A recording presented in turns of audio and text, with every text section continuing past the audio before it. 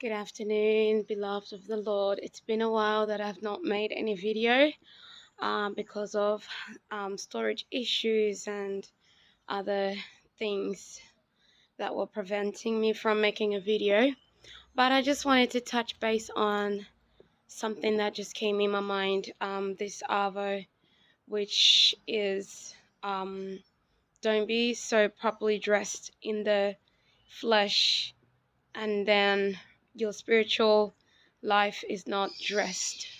For what will it profit us as Christians, those who are professing to practice holiness, having long robes and having, lovely dresses and skirts and just properly looking so well in the physical flesh, but then our spiritual life is not aligned with the word of God. Our hearts are not properly dressed.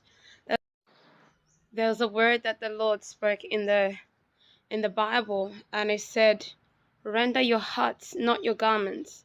That people back then in the Old Testament, to be able to show that they are very sorry of their sins, they would rip out their clothes and cry out to the Lord and cover themselves with ashes um and wear certain garments to express the sorrow or to express how sorry they are. And then the Lord told them, "Render your hearts, not your garments."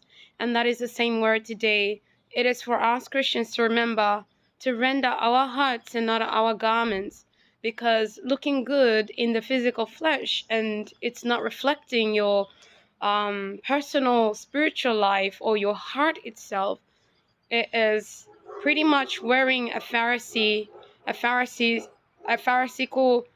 a Pharisaical face, a Pharisee garment, looking like a Pharisee. You know the word of God inside out, and yet it's not known into your spiritual life. It's not practiced into your spiritual life. What shall it profit us?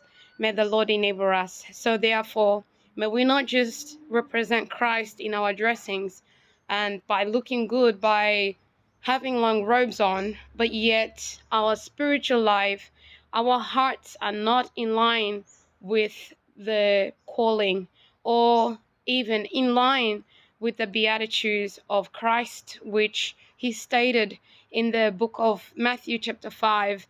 When you read that whole chapter, it will show you the beatitude of a Christian and how they ought to conduct themselves in their everyday life. May the Lord grant us favor, mercy,